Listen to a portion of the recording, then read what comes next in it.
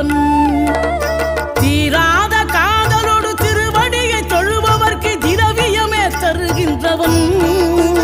நீதாராள உள்ளமோடு தவக்கோலம் கொண்டு பெறும் தார்மீக பொருள் தந்தவன். தார்மீக பொருள் தந்தவன். ஆறுபடை வீடும் அருள் வழங்கும் முருகா அருகே நீ ஓடோடிவா.